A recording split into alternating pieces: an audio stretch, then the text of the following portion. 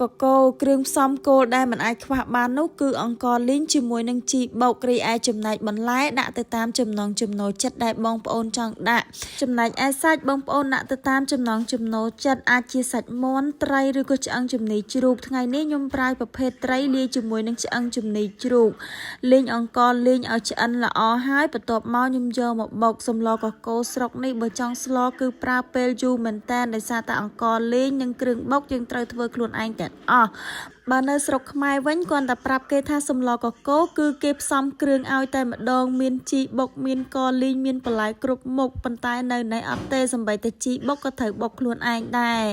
បន្ទាប់ពីបុកម៉ត់បែបនេះហើយខ្ញុំក៏ចាប់ផ្ដើមមកធ្វើបន្លែវិញម្ដងបន្លែគឺខ្ញុំមានតែប្រភេទបែបនេះទេចំណែកឯបន្លែដែលមូលធំនេះខ្ញុំមិនដឹងថាហៅឈ្មោះអីទេប៉ុន្តែរសជាតិវាគឺដូចល្ហុងអញ្ចឹងអាចប្រើជំនួសល្ហុងបានគឺខ្ញុំចូលចិត្តមែនតើ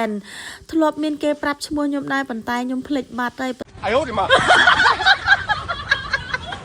អាចជាស្រ័យផងអត់ចាំឈ្មោះទេអញ្ចឹងបើសិនជាបងប្អូនស្គាល់ឈ្មោះជួយខមមិនប្រាប់ម្នាក់មួយផងអរគុណច្រើនបន្ទាប់មកខ្ញុំយកវាមកសាប់ស្ដើងបែបនេះសម្រាប់បងប្អូនខ្លះគេយកទៅសាប់ប៉ុន្តែខ្ញុំចិត្តបែបប្រភេទស្ដើងបែបឥឡូវនេះយើងរៀបចំគ្រឿងក្រៅរបស់យើងរួចហើយបន្លែក៏រួចសាច់ក៏រួចគ្រឿងក្រៅក៏រួចអញ្ចឹងមិនបងអង្គយូរទេចាប់ផ្ដើមដាក់ឆ្នាំងចម្អិនតែម្ដងចាប់ផ្ដើមដាក់ប្រេងឆាចូលបន្ទាប់មកខ្ញុំក៏ចាប់ផ្ដើមដាក់គ្រឿងបុកយើងចូលហើយយើងលីងឲ្យវាក្លិនឈ្ងុយល្អហើយបន្ទាប់មកខ្ញុំក៏ចាប់ផ្ដើមដាក់សាច់តែម្ដង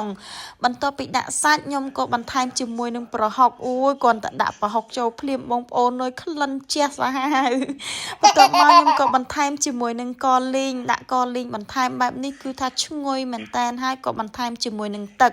រួចក៏គ្របគម្របទុកចោលរហូតដល់ពុះនៅពេលដែលពុះខ្ញុំក៏ចាប់ផ្ដើមភ្លក់មើលថាតើប្រហុកដែលខ្ញុំដាក់ហ្នឹងមានរសជាតិប្រៃខ្លាំងអត់ឬក៏ល្មមបន្ទាប់មកខ្ញុំក៏ចាប់ផ្ដើមដាក់បន្លែរឹងរបស់យើងចូលតែម្ដង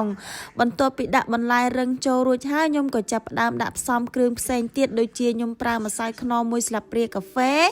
អំបិល1ស្លាបព្រាកាហ្វេតែប៉ុណ្្នឹងទេបងប្អូនចំណែកឯស្ករខ្ញុំអត់ប្រើទេពីព្រោះនៅពេលដែលយើងស្លកកោបែបនេះយើងប្រើបន្លែច្រើនអញ្ចឹងជាតិផ្អែមគឺចេញពីបន្លែហើយជាពិសេសគឺចេញពីបន្លែខៀវនឹងតែម្ដងសម្លកកោហត់តកោទេបងប្អូនអើយគឺកោរហូតកោតាំងពីដើមរហូតដល់ចប់តែម្ដងនេះបន្លែខៀវគឺជាបន្លែដែលយើងដាក់ចុងក្រោយគេហើយតែពុះល្មមបែបនេះគឺខ្ញុំឆ្អិនតែម្ដងខ្ញុំអត់ចង់បានរសជាតិរៀងអលួយពេកទេតែប៉ុណ្្នឹងគឺល្មមសម្រាប់ខ្ញុំហីឥឡូវនេះខ្ញុំក៏ចាប់ផ្ដើមដួសដាក់ចានអូយពេលដែលដួសហ្នឹងគឺថាក្លិនឈ្ងុយមែនតែនសម្លកកោវិធីធ្វើគឺងាយប៉ុន្តែប្រើរយៈពេលគឺយូរមែនតែនសម្រាប់ខ្ញុំថ្ងៃនេះឥឡូវនេះខ្ញុំក៏បានដួសយកទៅឲ្យបងបារាំងសាកញ៉ាំថាតើបងបារាំងចេះញ៉ាំអត់បងប្អូនមើលតែមុខក៏ដឹងហើយគឺថាអត់ចេះញ៉ាំទេ